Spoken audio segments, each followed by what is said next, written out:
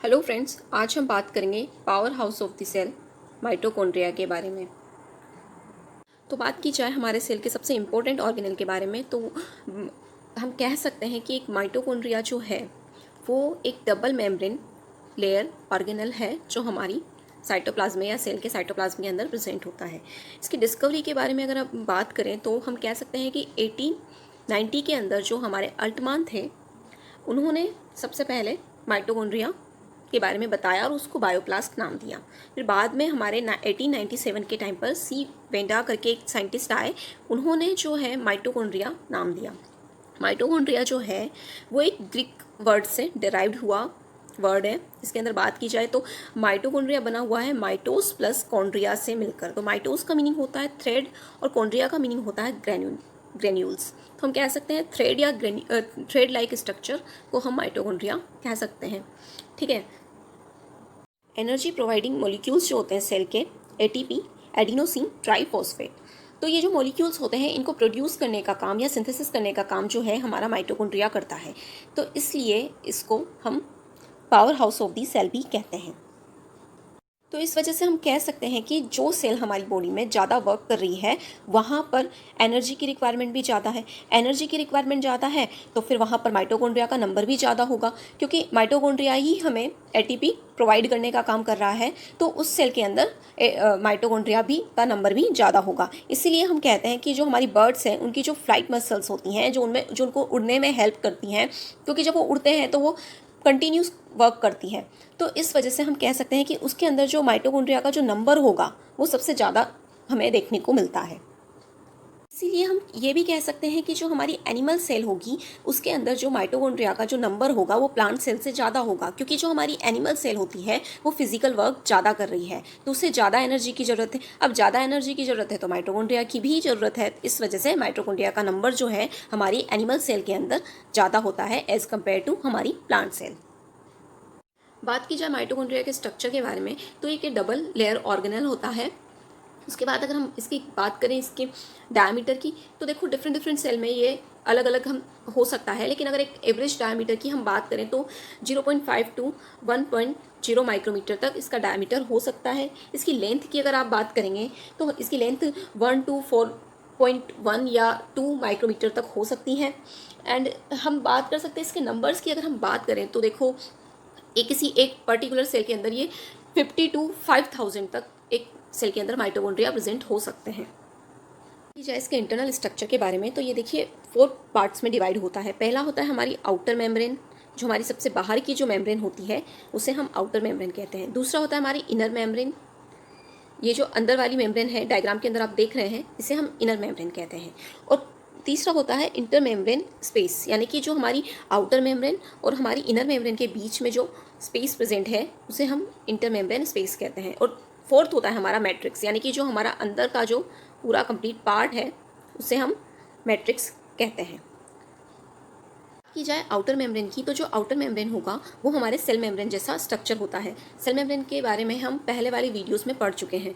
तो जो हमारी सेल मेम्ब्रेन या हमारी आउटर मेम्ब्रेन जो है वो क्या करती है, वो जो है हमारे साइटोप्लाज्म, यानी कि हमारा जो सेल, हमारी सेल के अंदर माइटोकॉन्ड्रिया प्रेजेंट है तो साइटोप्लाज्म के अंदर हमारा माइटोकॉन्ड्रिया प्रेजेंट होगा। तो जो हमारे माइटोकॉन्ड्रिया को कुछ इंपॉर्टेंट प्रोटीन्स, एंजाइम्स, इन सब की जो रिक्वायरमेंट होती है वो हमारे साइटोप्लाज्म से हमारे इंटर मेम्ब्रेन स्पेस के अंदर जो आने का और बाहर जाने का जो काम होता है वो हमारी आउटर मेम्ब्रेन के थ्रू होता है। तो हम कह सकते हैं कि ये जो आउटर मेम्ब्रेन होती है वो एक तरह से कुछ इसके अंदर पोर्स प्रेजेंट होते हैं, या ये एक व्हीकल की तरह काम कर रही है उन प्रोटीन्स के, उन एंजाइम्स के जिनकी माइटोकॉन्ड्रिया को रिक्वायरमेंट है, और जो कंपाउंड्स माइटोकॉन्ड्रिया से बाहर निकाल देने हैं या साइटोप्लाज्म को प्रोवाइड कराने हैं, तो उन मॉलिक्यूल्स को बाहर निकालने में और अंदर लाने में जो हेल्प का काम होता है वो हमारी आउटर मेम्ब्रेन कर रही है, जिस तरह से हमारी प्लाज्मा मेम्ब्रेन करती है। बात की जाए हमारी इनर मेम्ब्रेन की तो जो हमारी इनर मेम्ब्रेन होती है वो क्या होती है कि मैट्रिक्स के अंदर फोल्ड होकर क्रिस्टी लाइक स्ट्रक्चर या उंगली जैसा हमारी फिंगर लाइक स्ट्रक्चर बनाती है, जिसे हम क्रिस्टी कहते हैं। तो ये जो हमारी क्रिस्टी होती है इसके ऊपर क्या होता है कि कुछ ऑक्सीजोम्स या कुछ F1 पार्टिकल्स प्रेजेंट होते हैं, जो कि हमारा एटीपी सिंथेसिस में हेल्प करते हैं। इन पार्टिकल्स का स्ट्रक्चर के बारे में अगर हम बात करें तो ये एक टेनिस का जो रैकेट होता है उसके शेप का होता है इस तरह से। ये इसका हेड पार्ट होता है, ये इसका नेक पार्ट होता है और ये इसका बेस होता है। तो ये तो बेस हो गया, फिलामेंट हो गया, और ये हमारा हेड पार्ट हो गया। जो हमारा हेड पार्ट होता है उसका डायमीटर होता है 58 एंगस्ट्रॉम। तो ये जिस तरह से आप इस डायग्राम के अंदर देख रहे हैं, ये जो छोटे छोटे डॉट्स इस क्रिस्टी के ऊपर प्रेजेंट है, इन्हें हम ऑक्सीसोम्स कहते हैं। इनके ऊपर हमारा एटीपीएज एंजाइम प्रेजेंट होता है जो कि हमारे एटीपी सिंथेसिस में हेल्प करता है। जनरली ये किसके बने होते हैं? ये हमारे फॉस्फोलिपिड और प्रोटीन से मिलकर बने होते हैं। हमारी जो इनर मेम्ब्रेन होती है उसके ऊपर कई सारे एंजाइम्स हमको देखने को मिलते हैं जो कि हमारे ईटीएस में हेल्प करते हैं या हमारे इलेक्ट्रॉन ट्रांसपोर्ट चेन में जो है हेल्प करते हैं। हमारे कई सारे प्रोटॉन पंप्स इस पर देखने को मिलते हैं जो कि आयन एक्सचेंज में हेल्प करते हैं। हमारा परनियस एंजाइम भी इसके ऊपर प्रोटीन भी इस पर देखने को मिलता है जो कि डिफरेंट मॉलिक्यूल्स को एक्सचेंज या ट्रांसपोर्ट करने में हेल्प करता है। बात करते हैं हम मैट्रिक्स के बारे में। तो मैट्रिक्स जो होता है वो हमारी इनर मेम्ब्रेन जो है, जो हम यहाँ पर ग्रीन कलर से शो की गई है, जो हमारी इनर मेम्ब्रेन से कवर्ड एक लिक्विड एरिया होता है जिसके अंदर क्या होता है कि क्रेब्स साइकिल से रिलेटेड सारे एंजाइम्स प्रेजेंट होते हैं। क्रेब्स साइकिल क्या होता है?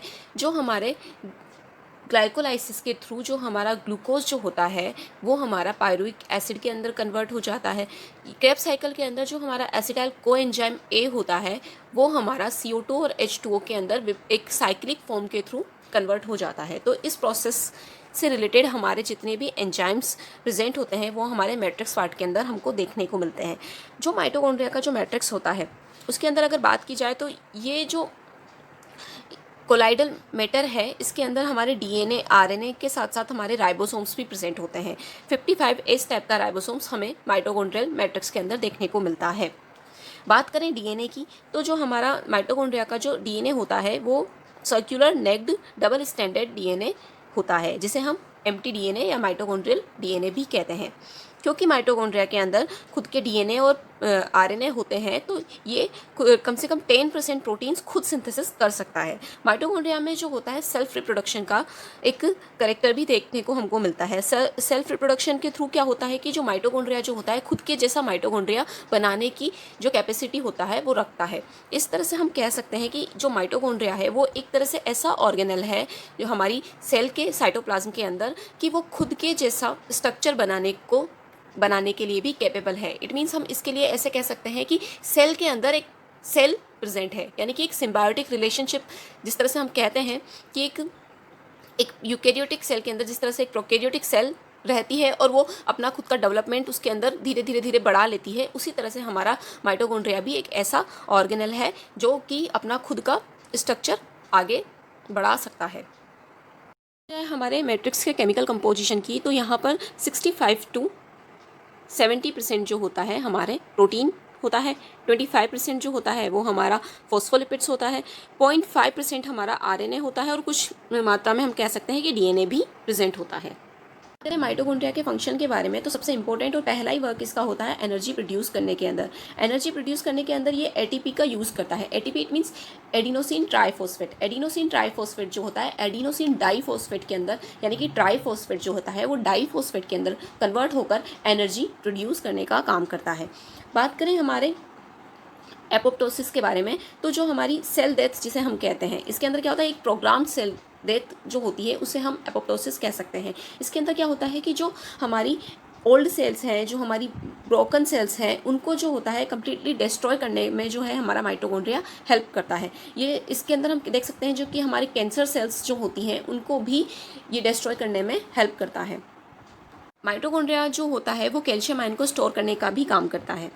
और बात करें कि जो हमारा माइटोकॉन्ड्रिया का जो मैट्रिक्स पार्ट होता है, जो हमारी इनर मेम्ब्रेन से कवर्ड पार्ट होता है, लिक्विड पार्ट जो है हमारा, उसके अंदर क्या होता है, क्रेब्स साइकिल चलती है। क्रेब्स साइकिल के अंदर क्या होता है कि जो हमारे ग्लाइकोलाइसिस के थ्रू जो हमारा ग्लूकोज है वो पायरुविक एसिड के अंदर कन्वर्ट हुआ है, तो उसका कंप्लीट जो है ऑक्सीडेशन जो होता है वो हमारे मैट्रिक्स पार्ट के अंदर होता है, जो कि एक क्रेब्स साइकिल के अंदर एक साइकिल फॉर्म में कन्वर्ट होता है। तो इसके अंदर जो हमारे सारे जो एंजाइम्स हम क्रेब्स साइकिल के लिए रिक्वायर्ड है वो सारे एंजाइम्स जो होते हैं वो माइटोकॉन्ड्रिया के अंदर ही प्रेजेंट होते हैं।